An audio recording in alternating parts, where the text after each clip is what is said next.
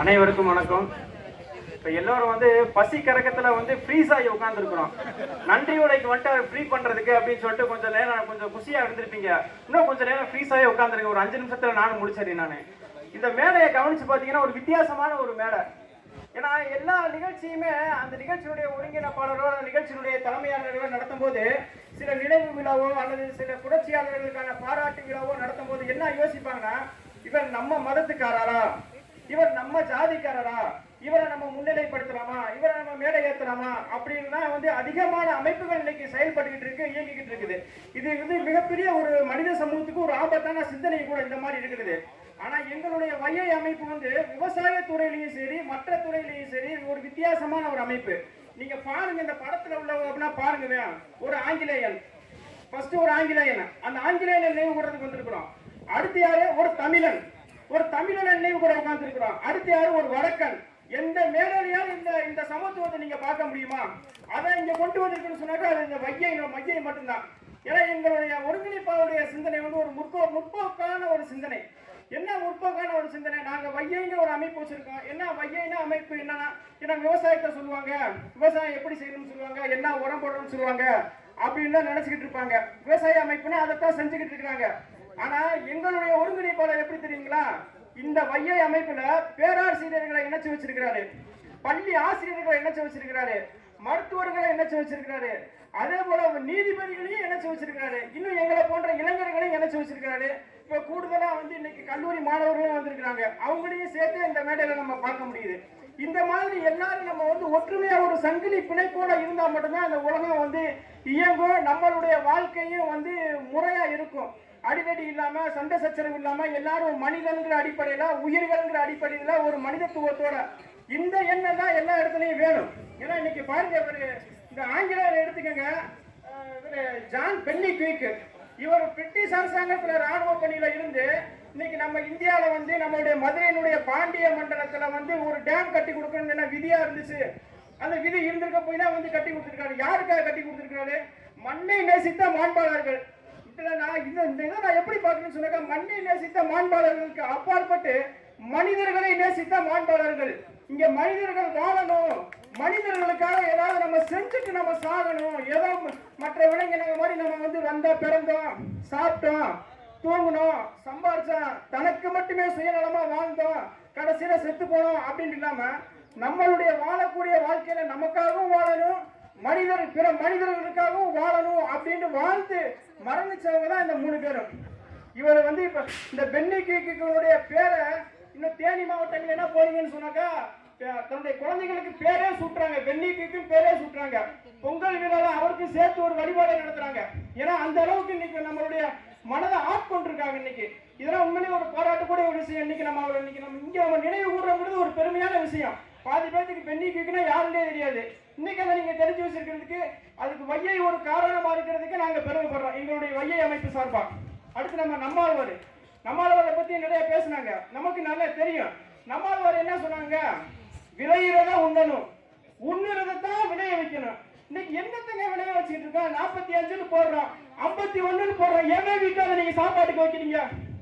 நீங்க 10 லட்சம் ரூபாய் போட்டு ஒரு நிலம் சொந்தமா வாங்கி நீங்க வந்து ஒரு ஏக்கருக்கு 30,000 40,000 நீங்க செலவு பண்ணி நீங்க வந்து கோடிக்கணக்கான லட்சக்கணக்கான லிட்டர்களை வந்து நீங்க தண்ணியை செலவழிச்சு, மனித உழைப்பை செலவழிச்சு, பல லட்சங்கள் ரூபாய்களை கொட்டி உங்களுடைய வீட்டுக்கு ஒரு பிடி அரிசியை உங்களால சாப்பாட்டுக்கு எடுக்க முடியலன்னா அந்த விவசாயம் எதுக்குன்னு நான் கேட்கிறேன்.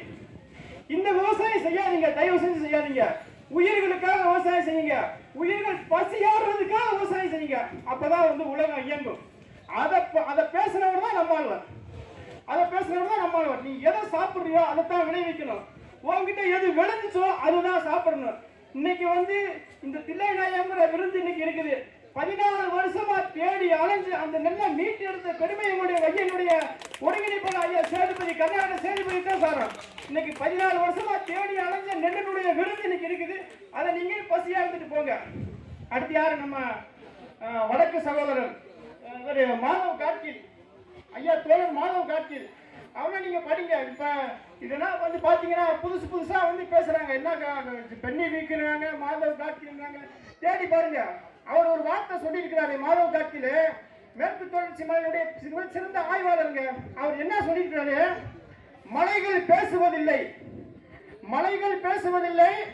அவற்றை நீங்கள் காயப்படுத்த விரும்பினால், அவற்றுக்கு நீங்கள் தொந்தரவு கொடுக்க நினைத்தால் அது பேரிடர்களாக உங்களுக்கு பதிலளிக்கும் அப்படின்னு அவங்க ஒரு வார்த்தையை சொன்னாங்க.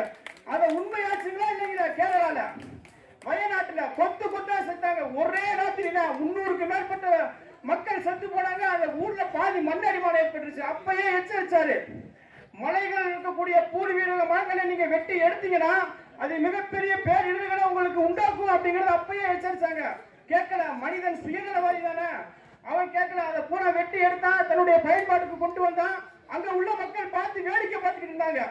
இன்னைக்கு வேடிக்கை பார்த்துக்கிட்டு இருந்தவங்க மண்ணோட மண்ணா புதைஞ்சு போயிட்டாங்க. வேடிக்கை பார்த்துட்டு இருக்கேன்னு சொல்லும் போது எனக்கு ஒரு ஞாபகம் வருது. ஒரு கவிஞர் ஒரு பாட்டுல ஒன்று பாடி இருப்பாரு.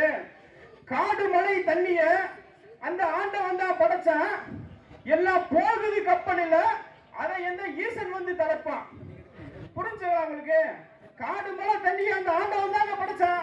இப்ப என்ன கப்பல்ல கொண்டு போயிட்டு இருக்காங்க, கடத்திக்கிட்டு இருக்காங்க. அது எந்த ஈசன் தான் வந்து தடுப்பான்? நீ தான் தடுக்கணும். உனையதான் அந்த கடவுள் படைச்சு வச்சிருக்கான். அவனுடைய இயற்கை இங்க அழிவு பாதைகளை போகும்போது நம்மளும் இங்க அழிவு நோக்கி தான் போயிட்டு இருக்கோம். நம்மளுடைய சந்ததிகளையும் படுகொலியில தான் தள்ளிக்கிட்டு இருக்கோம் கூட நீங்க நினைச்சுக்கோங்க. அப்ப நம்மளுடைய இயற்கையினுடைய வளங்களை பாதுகாக்கிறதுக்காகவும் அதை நம்ம அடுத்த சந்ததிகளுக்கு கொண்டு போய் முழுசா சேர்க்கிறதுக்காகவும் நம்மளுடைய செயல்பாடுகள் தொடர்ந்து இருந்துகிட்டே தான் இருக்கணும். கருப்பு கவுனி எடுத்துக்கங்க, கருப்பு கலர் அரிசி. மாப்பிள சம்பவம் எடுத்துக்கங்க, சிவப்பு கலர் அரிசி. எங்களுடைய தில்லையை எடுத்துக்கங்க, சிவப்பு கலர் அரிசி. காலாபாத்துங்கிற ஒரு அரிசி இருக்குது, பொன்னிறமான அரிசி, கலர் கலரா அரிசி இருந்துச்சு. அதை சாப்பிடுறத நம்ம என்னைக்கு விட்டோமோ இன்னைக்கு கலர் கலரா மாத்திரை சாப்பிட்டுக்கிட்டு இருக்கிறோம். அதுதான் இன்னைக்கு எல்லா இடத்துலயும் இருந்துகிட்டு இருக்குது. ஏன்னா இந்த ஒரு நாடகம் நடத்தும் போது கூட பேசினாங்க, ஒரு டூத் பேஸ்ட பத்தி பேசினாங்க. இது நான் போன ஒரு இடத்துல நம்ம சுத்தி காமிச்சோம். அந்த காலத்துல நம்ம எப்படி பல்லு வளக்கிட்டு இருந்தோம், கறியை வச்சு பல்லு வளக்கிட்டு இருந்தோம், உப்பை வச்சு பல்லு வளக்கிட்டு இருந்தோம். ஏன்னா இப்ப அதுக்கப்புறம் கோல்கேட் கம்பெனிக்காரன் வந்து அப்ப அந்த காலத்துல ஒரு பவுடரை கொண்டு வந்து கொடுத்தியான். வந்து உலகம் வந்து டெவலப் ஆகி போய்கிட்டு இருக்கு. உன்னமேல கறியை வச்சு உப்பை வச்சு பல்லு வளக்கிட்டு இருக்கீங்க. இந்தாங்கடா நான் உங்களுக்கு பவுடர் தரீங்களா, பேஸ்ட் தரீங்களா, இதை வச்சு விளக்குங்கடா, நீங்க ஆரோக்கியமா இருப்பீங்க, உங்க பல் வந்து பல பளிச்சுட்டு இருக்கும் அப்படின்னு வந்து அறிமுகப்படுத்தினான். அதைத்தான் வாங்கி நம்ம எல்லா பேரும் நம்ம பல்லு விளக்க ஆரம்பிச்சோம். பேஸ்ட் எடுத்தோம், பவுடர் எடுத்தோம். அதுக்கப்புறம் பேஸ்ட் எடுத்து பவுடர் எடுத்துட்டு இன்னைக்கு பல்லுல இருக்கக்கூடிய எல்லா நோய்களுமே வந்துருச்சு.